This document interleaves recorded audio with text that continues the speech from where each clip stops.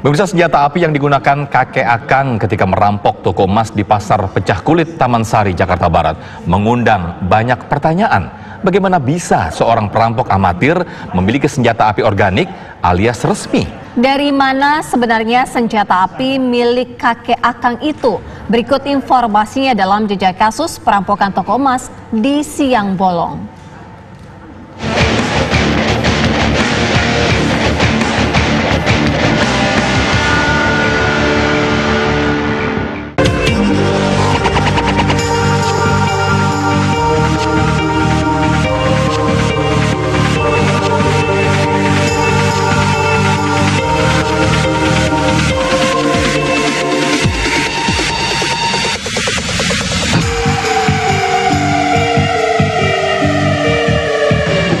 Perampokan yang terjadi di toko emas yang berada di Pasar Pecah Kulit, Jakarta Barat pada 28 Februari 2020, kini sang toko emas yang bernama Cantik ini sudah kembali beroperasi, bahkan melakukan jual beli kepada pelanggan seperti biasa.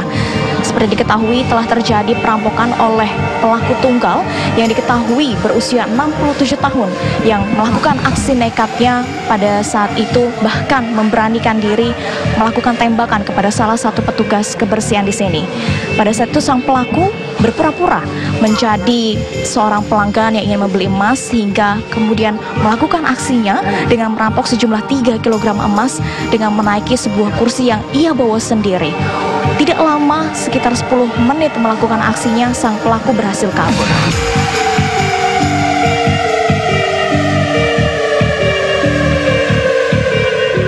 Kejadian perampokan menggunakan senjata api tentu ini bukan kali pertama terjadi. Penggunaan senjata api disinyalir sebagai alat mengancam korban yang paling efektif bagi para penjahat guna melancarkan aksinya.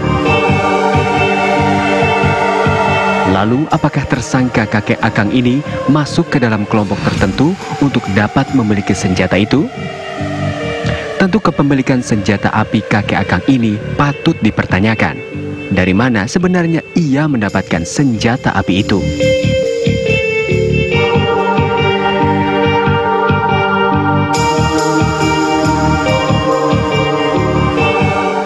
Berdasarkan informasi pihak kepolisian, kakek Akang ternyata memiliki lebih dari satu pucuk senjata api. Meski menggunakan senjata api ketika beraksi, menurut kriminolog Maman Suherman, aksi pelaku masuk ke dalam kategori amatir dan sangat mudah untuk ditelusuri keberadaannya, termasuk asal senjata yang ia miliki.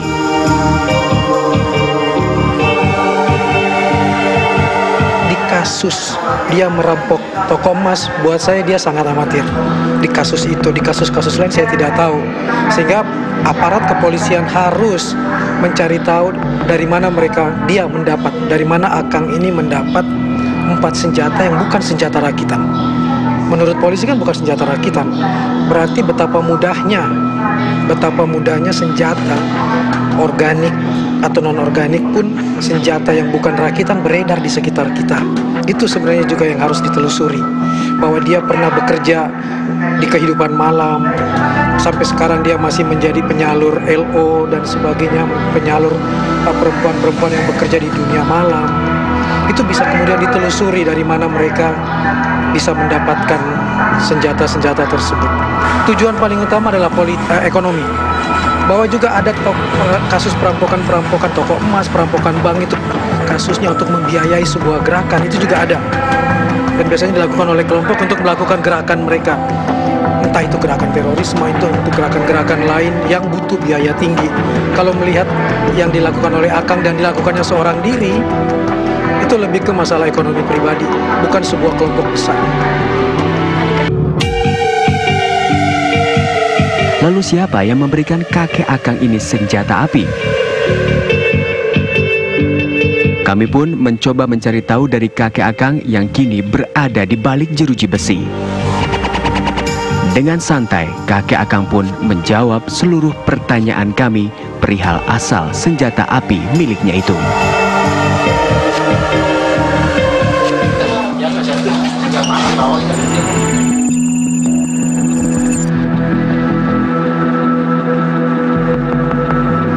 Tahun 93 Ya sampai sekarang saya simpen semuanya. Jadi mereka bayar minum dengan imbalannya barter sama barang itu. Udah itu aja. 93 sampai 95. Namanya Yusuf itu bukan? Betul. Bukan. Bukan. Muhammad Cecep. Oh iya, sorry, Muhammad Cecep ya. Iya. Berarti Saya nggak tahu deh usahanya. biasanya Mas Cecep itu masih kontak nggak kok? Atau terakhir Nggak pernah. komunikasi kapan? Nggak pernah kontak lagi. Terakhir kontaknya pada saat tahun 93, 95. Udah nggak kontak-kontak lagi. Jadi cuma pada situ deal-dealannya Iya, nggak pernah lagi. lagi. Sekarang nggak tahu keberadaan di mana. Iya betul. Oh, itu juga dari dia juga. Dari dia. Semuanya. Iya. Kamu tanya nggak? Misalnya profesinya seperti apa? Kok bisa benar? Saya nggak perlu tanya dia. Nggak perlu tanya. Pokoknya minum nggak bayar, jaminannya ini gitu loh. Terus nggak balik-balik lagi atau nggak bayar gitu? Balik-balik lagi.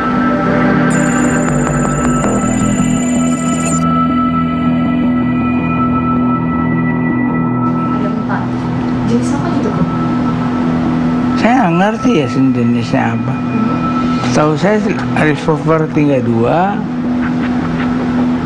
terus Baretta 45, terus lady gun-nya 22 Magnum, terus sama pen gun 2 biji. Pen gun itu bisa isi peluru 2. Udah itu aja. Banyak. Dulu banyak. Ada kali 2-3 dus.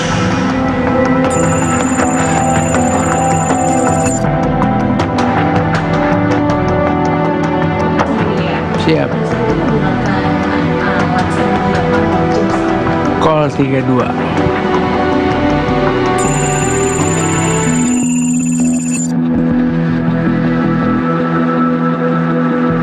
Enggak pernah, kebetulan aja.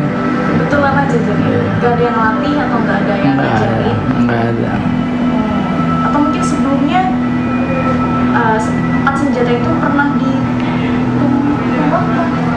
ditumbuhkan gitu? Belum pernah dipakai. Belum pernah dipakai sama sekali? Semua belum dipakai. Jadi itu pertama kalinya Baru pertama kali. Koko simpan selama kurang lebih belasan tahun, Siap. lalu dieksekusi pada saat kemarin. Kemarin. Rampungan itu. 6. 60. Berarti ditembakkan berapa kali? 3 kali. 3 kali. 3 kali rampungan. Atas 2 kali, 1 kali ke tukang sampah. Tulis-tulisan. Iya.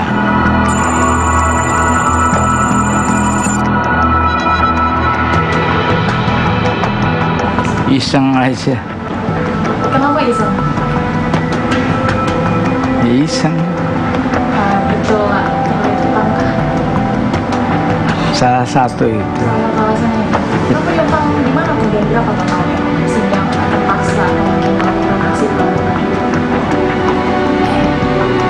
Utangnya sih nggak gede, cuma 40 juta. Saya gadein Avanza.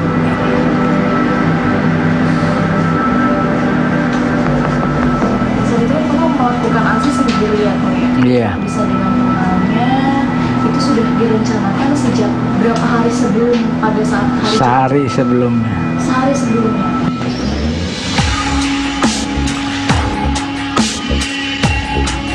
Demi melunasi utang 40 juta rupiah, justru kakek Akang nekat merampok toko emas dan menggondol perhiasan seberat 3 kg dengan nilai sebesar 2,1 miliar rupiah.